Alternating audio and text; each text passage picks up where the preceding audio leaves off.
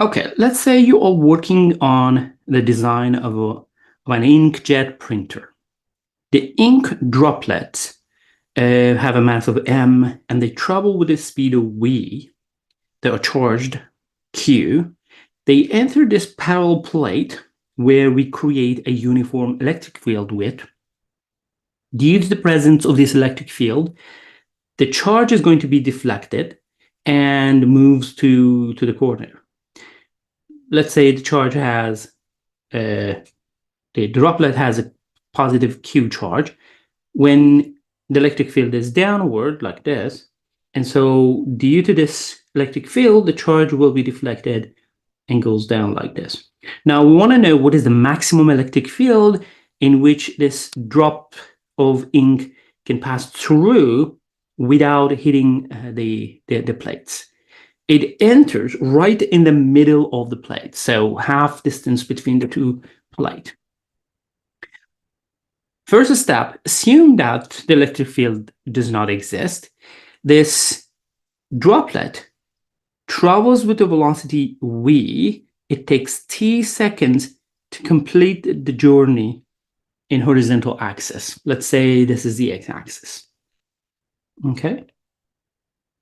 So from here, we know that it takes t seconds, knowing that the length is L and the velocity of the droplet is v. Now, when you turn on the electric field is now going to change the velocity in the x direction. So it takes the same amount of time to go from the left side to the right side. But now there is an extra force acting on this droplet in downward direction. Now, this electric force, which is Q times E, creates an acceleration where the acceleration can be calculated from the second Newton's law. So we would say there is an acceleration in the y direction, which is the force, the electric force, divided by m. This electric force is Q times the electric field divided by m. Now, at the same time, this object is moving down and it's moving to the right, so slowly drifts to the end. Now, the maximum amount is when it hits this corner. So during this amount of t seconds, it has to go from this point down to this plate. And so if you remember from the mechanics, the change in the y coordinates of this droplet in the y-axis would be a half a sub y t squared plus v0 in the y direction times t.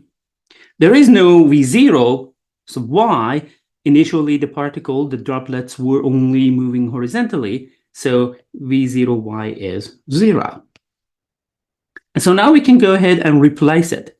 If delta y at maximum is half of the distance d, and if the a sub y is qe divided by m, and t is L divided by v to the power of 2, of course, then now we can calculate what is the E max. So with a max here next to it, so we know this is the.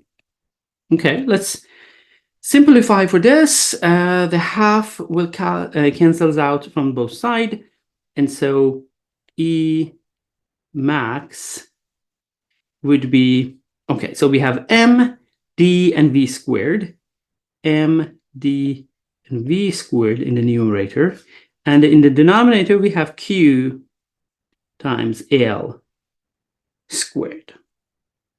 So that would be the maximum electric field in which the droplet will pass through the two parallel plates without hitting any of the two plates.